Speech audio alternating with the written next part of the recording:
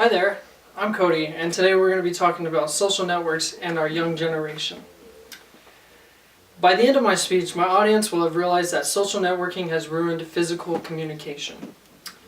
There should be awareness for those who use social networking daily. It has changed in the way we communicate in our everyday life. We must come to realization that the way we communicate today is far different than how we exchange words and emotions today. Social media has destroyed the simple act of socializing, and we have taken advantage of social networking and are depriving ourselves from the outside world and connecting to life as humans have done from centuries before social networking sites. Although we do value social networking for long distance reasons or to stay connected to one another, we do not value it equally in all. Many people are content with sitting at home and being able to communicate with everybody online. While researching the topic, I found out many different reasons why social networking has tied us down to communicating with one another physically. I found in research that it can make a person seem more lazy and honestly more dumber.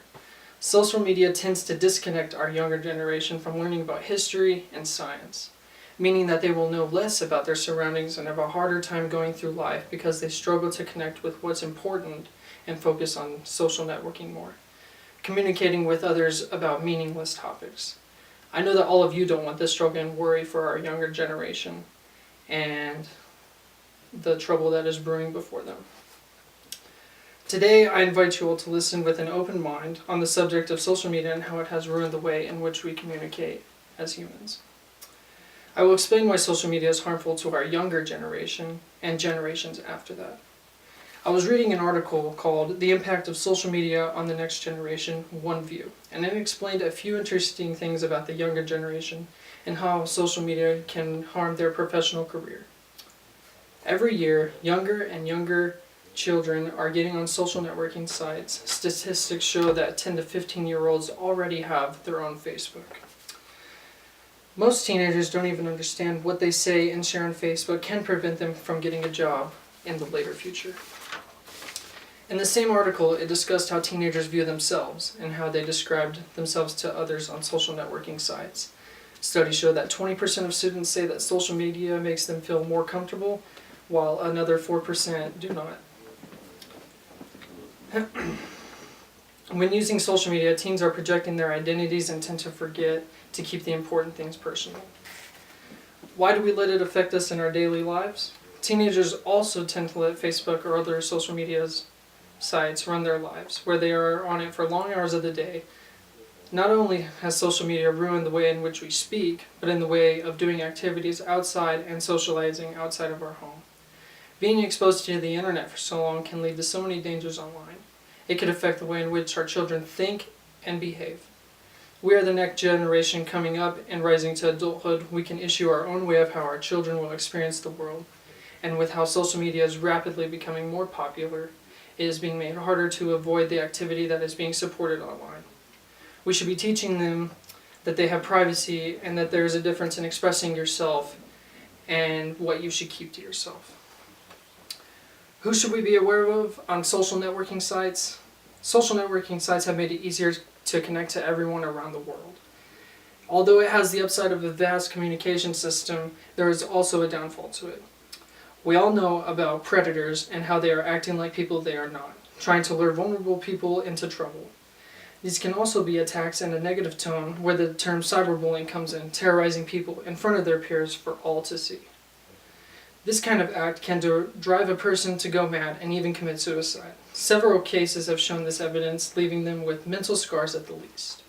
The best that we can do to resolve this problem ahead of time is to show the youth to be cautious and wary when on social networking sites on the internet.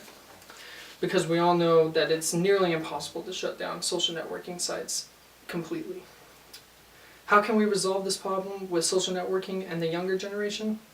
We must teach this new young generation that there is more to life than electronics. We have a purpose to fulfill, and we can't do anything by roaming around on social media networks forever, and that we must experience life to the fullest on our own. The content may not be able to be avoided, so it's crucial that as people, we must not get sucked into the internet. It must be spontaneous in communication and show how we feel and react to others. Our future is dependent on those who are older than us. They shape a future that one day will be ours to control, and teaching the younger generation that will have successfully kept the chain going.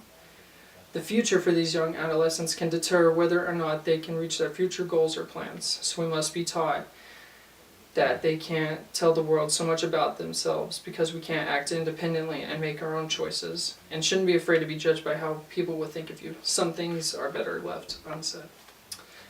In conclusion, it is easily seen that social media affects us all in various ways, and there are ways to prevent ourselves from being overwhelmed with this, with our overall stability, and social media can't really be stopped, but it can be slowed.